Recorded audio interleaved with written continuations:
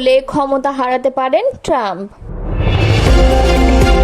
প্রতিরক্ষা ক্ষেপণাস্ত্রে ঘাটতির মুখে ইসরায়েল, ওয়াল স্ট্রিট জার্নাল।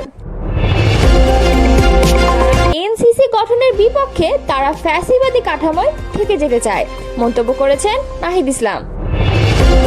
তত্ত্বাবধায়কের অধীনে স্থানীয় নির্বাচন হলে একমত জামায়াত। এতক্ষণ শুনছিলেন সংবাদ শিরোনাম, এবারে বিস্তারিত।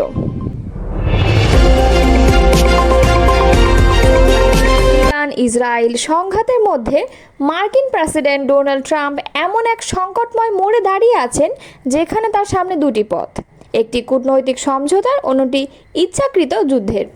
এমনই মন্তব্য করেছেন ইউরোপীয় পররাষ্ট্র বিষয়ক কাউন্সিলের জ্যেষ্ঠ বিশ্লেষক অ্যালি জেরেমায়ের। তিনি সিএনএনকে বলেন, এই ধরনের মুহূর্তে নেতাদের সবসময় একটি পছন্দ থাকে।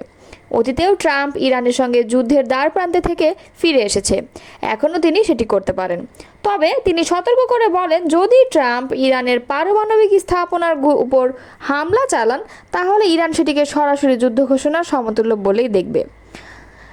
প্যান্ডোরার বাক্স মূলত একটি গ্রিক পুরাণভিত্তিক রূপক বা উপমা, যা এমন কোনো কাজ বা সিদ্ধান্তকে বোঝাতে ব্যবহৃত হয় যার ফলাফল অপ্রত্যাশিত, অনিয়ন্ত্রিত ও বিপর্যয়কর। গ্রিক পুরাণ অনুযায়ী দেবতা জিউস প্রথম নারী প্যান্ডোরাকে সৃষ্টি করেন এবং তাকে একটি সিন্দুক দেন। তাকে বলা হয়েছিল এই বাক্স কখনোই খোলা যাবে না, কিন্তু কৌতূহলবশত প্যান্ডোরা সেই বাক্স খুলে ফেলেন। তখন সেই বাক্স থেকে বেরিয়ে আসে রোগ, দুঃখ, দারিদ্র্য, যুদ্ধ, মৃত্যু ইত্যাদি পৃথিবীর সব বিপদ ও দুর্ভোগ। শুধু একটি জিনিসই ওই বাক্সে থেকে যায়, তা হলো আশা।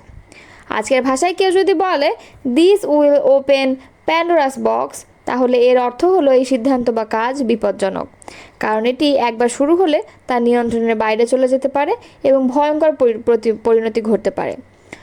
এটি মূলত পূর্ণাঙ্গ যুদ্ধের দিকে নিয়ে যেতে পারে, মধ্যপ্রাচ্যে আগুন ছড়িয়ে দিতে পারে, যুক্তরাষ্ট্র ও মিত্র দেশগুলোতে সন্ত্রাসী হামলার ঝুঁকি বাড়াতে পারে, বিশ্ব অর্থনীতি, জ্বালানির বাজার, শরণার্থী সংকট আরও খারাপ করে তুলতে পারে।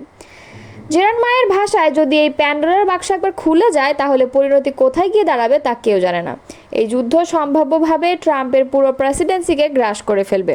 তার মতে ইরানের পক্ষে আত্মসমর্পণ কোনো বিকল্প নয়, কেননা ইরান জানে তারা সামরিকভাবে জয়ী হতে পারবে না, কিন্তু তাদের লক্ষ্য হবে এমন এক সংঘাত তৈরি করা যেখানে কেউই বিজয়ী হবে না, সবাই পরাজিত হবে।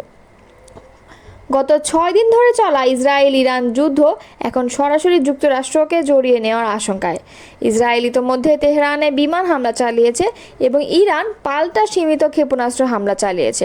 ট্রাম্প সামাজিক মাধ্যমে ইরানের নিঃশর্ত আত্মসমর্পণ দাবি করে বিতর্ক তৈরি করেছে। সিদ্ধান্ত এখন ট্রাম্পের কাঁধে। এই মুহূর্তে বিশ্বের কূটনৈতিক, সামরিক এবং অর্থনৈতিক স্থিতিশীলতা অনেকাংশে নির্ভর করছে ডোনাল্ড ট্রাম্পের সিদ্ধান্তের ওপর।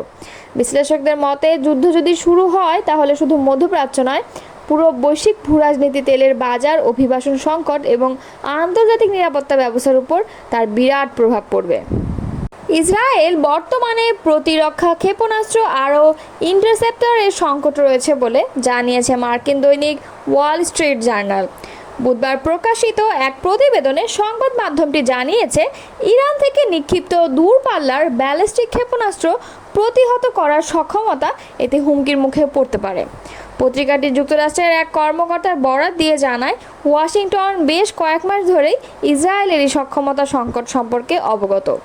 যুক্তরাষ্ট্র ইসরায়েলের প্রতিরক্ষা ব্যবস্থাকে শক্তিশালী করতে হলে সমুদ্র ও আকাশপথে অতিরিক্ত প্রতিরক্ষা প্রণালী মোতায়েন করছে।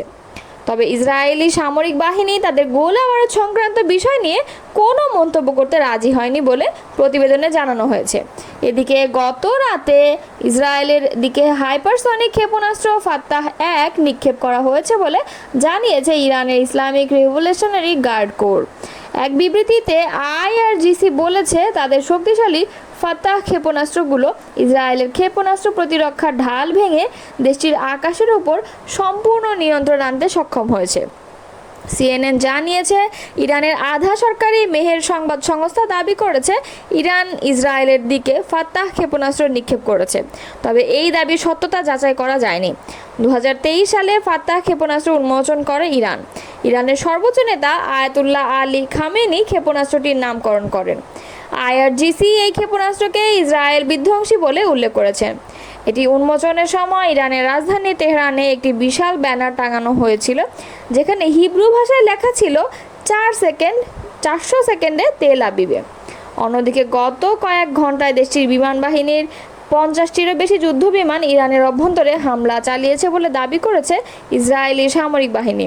ইউরেনিয়াম সমৃদ্ধকরণের একটি গুরুত্বপূর্ণ অংশ সেন্ট্রিফিউজ উৎপাদন কেন্দ্র এবং দেশটির বেশ কয়েকটি অস্ত্র উৎপাদন কেন্দ্র লক্ষ্য করে এই হামলা চালানো হয়েছে। প্রসঙ্গত, গত 5 দিনে ইসরায়েলের বিমান বাহিনীর গোলাবর্ষণ এবং ক্ষেপণাস্ত্র ড্রোন হামলায় নিহত হয়েছেন অন্তত 585 জন। এছাড়াও এই ঘটনায় আহত হয়েছেন আরও 1326 জন। যদিও ইরান সংঘাতের ঘটনায় নিয়মিত মৃতের সংখ্যা প্রকাশ করেনি। গত সোমবার প্রকাশিত সর্বশেষ হালনাগাদে মৃতের সংখ্যা 224 জন এবং আহতের সংখ্যা 1277 জন বলে জানানো হয়েছে। জাতীয় নাগরিক পার্টির আহ্বায়ক নাহিদ ইসলাম বলেছেন, কয়েকটি রাজনৈতিক দল সাংবিধানিক কাউন্সিল গঠনের বিপক্ষে মতামত দিয়েছে। আমরা বলতে চাই, যারা এনসিসি গঠনের বিপক্ষে তারা মূলত ফ্যাসিবাদী কাঠামোয় থেকে যেতে চান। বুধবার রাজধানীর ফরেন সার্ভিস একাডেমিতে জাতীয় ঐক্যমত্য কমিশনের সঙ্গে রাজনৈতিক দলগুলোর দ্বিতীয় পর্যায়ের তৃতীয় বৈঠকের বিরতিতে তিনি কথা বলেন। অন্তর্বর্তী সরকারের উদ্দেশ্যে নাহিদ ইসলাম বলেন, আমরা জানতে চাই আপনারা কি আগের ফ্যাসিবাদী সরকারেই থেকে যেতে যাচ্ছেন? কয়েকটি রাজনৈতিক দল জাতীয় সাংবিধানিক কাউন্সিল গঠনের বিপক্ষে মতামত দিয়েছে। আমরা বলতে চাই, যারা এনসিসি গঠনের বিপক্ষে তারা মূলত চান যেন সরকার ফ্যাসিবাদী অবস্থায় থেকে যায়। নাহিদ ইসলাম বলেন, মানবাধিকার কমিশন থাকার পরও বিগত 16 বছরে তারা কোনো কথা বলেনি। দুদক ও নির্বাচন কমিশন তাদের কার্যক্রমে বিশ্বাসযোগ্যতা হারায়, কারণ তারা একটি দল ও ব্যক্তির আজ্ঞাবহতে পরিণত হয়েছিল। এনসিসি গঠনকে ক্ষমতার ভারসাম্য হিসেবে উল্লেখ করে নাহিদ ইসলাম বলেন, নির্বাহী বিভাগের অসম ক্ষমতা হ্রাস করতেই আমাদের নতুন বাংলাদেশের যাত্রা। তাই আমরা এনসিসি গঠনের পক্ষে মত দিয়েছি। তবে এখানে সশস্ত্র বাহিনীর প্রধান নিয়োগের ক্ষমতা থাকা উচিত নয়। পাশাপাশি এনসিসিতে রাষ্ট্রপতি ও প্রধান বিচারপতিকে রাখা উচিত নয়।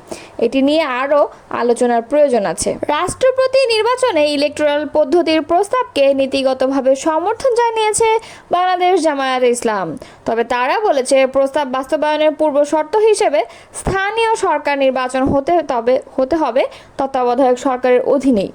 বুধবার রাজধানীর বেইলি রোডের ফরেন সার্ভিস একাডেমিতে জাতীয় ঐক্যমত্য কমিশনের সঙ্গে দ্বিতীয় পর্যায়ের সংলাপ শেষে এসব কথা বলেন জামায়াতের নায়েবে আমির আব্দুল্লাহ মোহাম্মদ তাহের।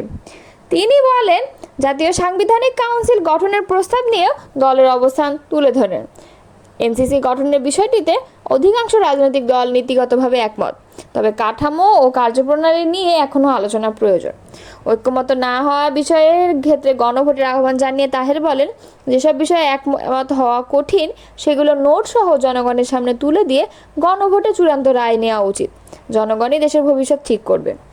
এদিন সংলাপ শেষে অংশ নেয় বিএনপি, জামায়াত ইসলাম, এনসিপি, ইসলামী আন্দোলন, নাগরিক ঐক্য, এবি পার্টি, বিপ্লবী ওয়ার্কার্স পার্টি, গণ অধিকার পরিষদ এবং রাষ্ট্রপতি নির্বাচন প্রক্রিয়া ও আগের অসমাপ্ত বিষয়গুলো নিষ্পত্তি।